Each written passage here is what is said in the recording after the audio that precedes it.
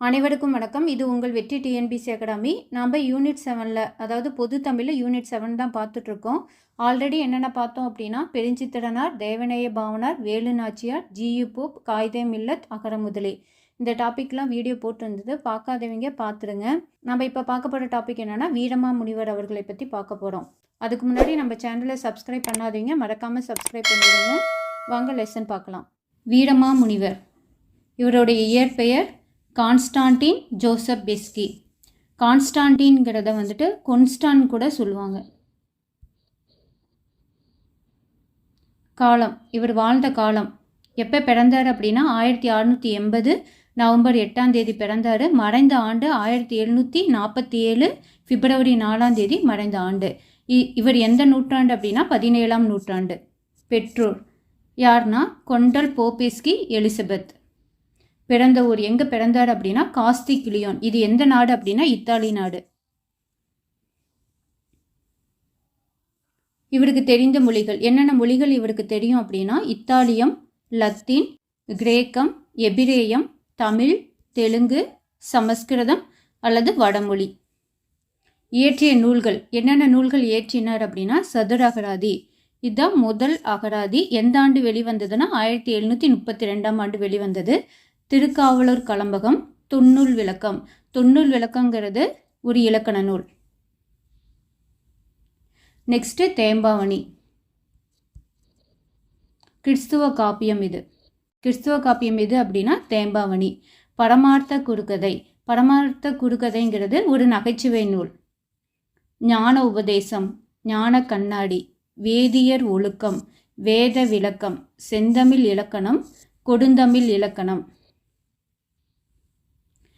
கித்தேரியம்மன் அம்மானை, அடைக்கல நாயகி அம்மானை, கருணாம்பல் பதிகம், அன்னை அழுங்கல் அந்தாதி. இவருக்கு தமிழ் கற்பித்தவர் யார்னா மதுரை சுப்ரதீப கவிராயர்.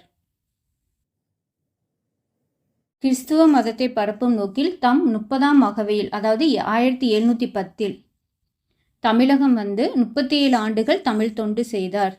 இவர் எந்த அகவையில் தமிழகம் வந்தார் அப்படின்னா 30ஆம் அகவையில். ஜியு போப் எப்போ வந்தார் தமிழகம் வந்தார், எந்த அகவையில் வந்தார் அப்படின்னா 19ஆம் அகவையில்.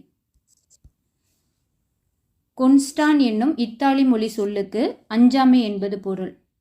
கொன்ஸ்டான்கிறது ஒரு இத்தாலி மொழி சொல். அதுக்கு என்ன மீனிங் அப்படின்னா அஞ்சாமை. தமிழ் மொழி பற்றினால் தைரியநாதர் என முதலில் சூட்டி கொண்ட தம் பெயரை தனித்தமிழாக்கி வீரமாமுனிவர் என்று சூட்டி கொண்டார். ஃபஸ்ட்டு தன் பெயரை தைரியநாதர்னு பெயர் வச்சுக்கிட்டாரு. அதுக்கப்புறம் தனித்தமிழாக்கி வீரமாமுனிவர் என பெயர் சூட்டி கொண்டார்.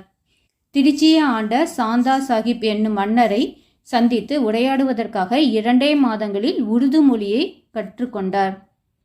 அதாவது திருச்சியை ஆண்ட சாந்தா சாஹிப்பை சந்திக்க போகிறப்ப அவர் உருது மொழியை கற்றுக்கிட்டு போகணும்னு சொல்லிட்டு 2 மாதங்களில் உருது மொழியை கற்றுக்கிட்டாரு.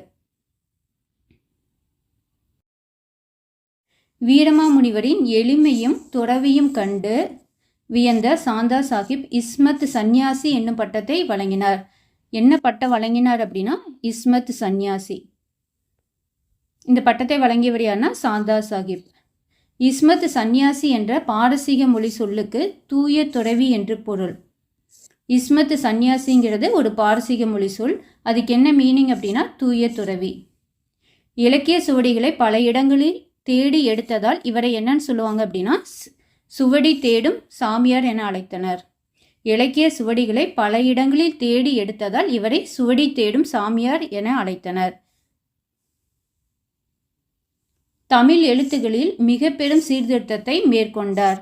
அதாவது ஒகர எகர வரிசை எழுத்துக்களில் புள்ளிகளால் ஏற்படும் குழப்பங்களை களைந்தார். அதாவது தொல்காப்பியர் காலம் வரைக்கும் ஏக்கு உள்ள புள்ளி இருந்தது அப்படின்னா இது குறில எடுத்துக்கிட்டாங்க.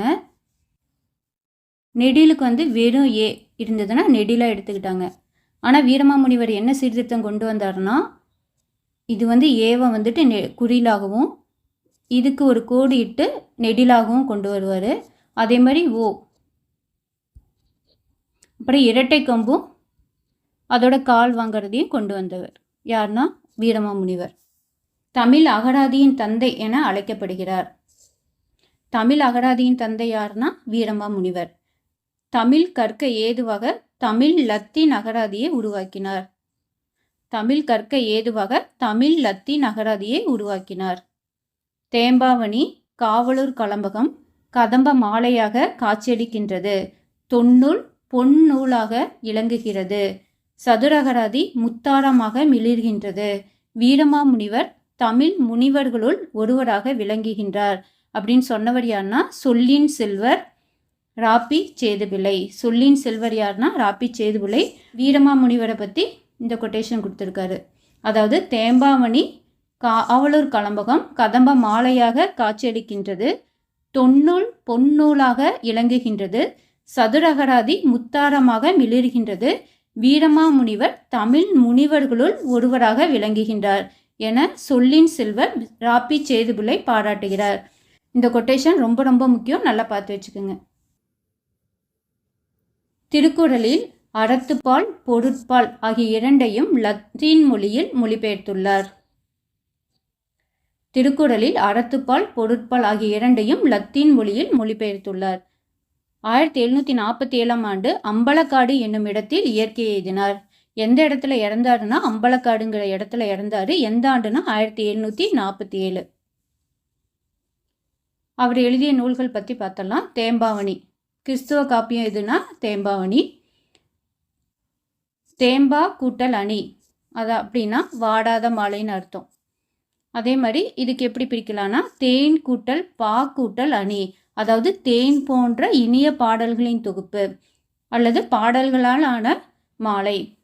இதோட பாட்டுடை தலைவன் யாருன்னா கிறிஸ்துவின் வளர்ப்பு தந்தையாகிய சூசையப்பர் என்னும் யோசேப்பினை அல்லது வளனை பாட்டுடை தலைவனாக கொண்டு பாடப்பட்ட நூல்.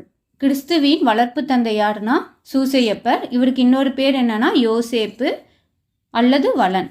இந்நூல் கிறிஸ்துவ சமயத்தாரின் கலைக்களஞ்சியம் என அழைக்கப்படுகிறது. கிறிஸ்துவ சமயத்தாரின் கலைக்களஞ்சியம் எதுனா தேம்பாவணி. இப்பெருங்காப்பியம் 3 காண்டங்கள் 36 படலங்கள் 3615 பாடல்களை கொண்டது. மொத்தம் இந்த காப்பியத்தில் 3 காண்டங்கள் இருக்கும், 36 படலங்கள் 3615 பாடல்களை கொண்டது. கிறிஸ்துவுக்கு முன் தோன்றியவர். கிறிஸ்துவருக்கு முன் தோன்றியவர் திருமுழுக்கு யோவான். இவரை அருளப்பன் என்றும் குறிப்பிடுவர். திருமுழுக்கு யோவானுக்கு இன்னொரு பேர் என்னன்னா அருளப்பன். இவரே கிறிஸ்துவின் வருகையை அறிவித்த முன்னோடி. கிறிஸ்துவின் வருகையை அறிவித்த முன்னோடியார்னா அருளப்பன் அல்லது திருமுழுக்கு யோவான். வீரமாமுனிவர் தன் காப்பியத்தில் இவருக்கு கருணையன் என்று பெயரிட்டுள்ளார். மொத்தம் மூணு பேர் வரும். திருமுழுக்கு யோவான், அருளப்பன், கருணையன். கருணையன் தன் தாயார் எலிசபெத் அம்மையாருடன் கானகத்தில் வாழ்ந்து வந்தார். எங்கன்னா கானகம்னா காடு தானே, காட்டில் வாழ்ந்து வந்தார். இதில் ஒரு பாடல் வரும், பூக்கையே குவித்து பூவே புரிவோடு காக்கென்று. இது 10th தமிழில் நியூ புக்கில் இருக்குது, பேஜ் நம்பர் 212 இருக்குது. ஒரு தடவை பார்த்துக்குங்க இந்த பாடலை. நகைசை தன்மையினம் இப்பெளி இத்தாய்த்துக்கள் பகசை நெஞ்சமும் பற்று முன்றுற. இது 8th தமிழ் ஓல்டு எடிஷனில் பேஜ் நம்பர் 104 இருக்குது. ஒரு தடவை இந்த பாடலை பார்த்துக்குங்க. பூக்கையே குவித்து பூவே புரிவோடு காக்க என்று டேஸ் வேண்டினார். இது புக் பேக் கொஸ்டின். பூக்கையே குவித்து பூவே புரிவோடு காக்க என்று கருணையன் யாருக்காக வேண்டினான்னா எலிசபெத்துக்காக. சொல்லும் பொருளும்.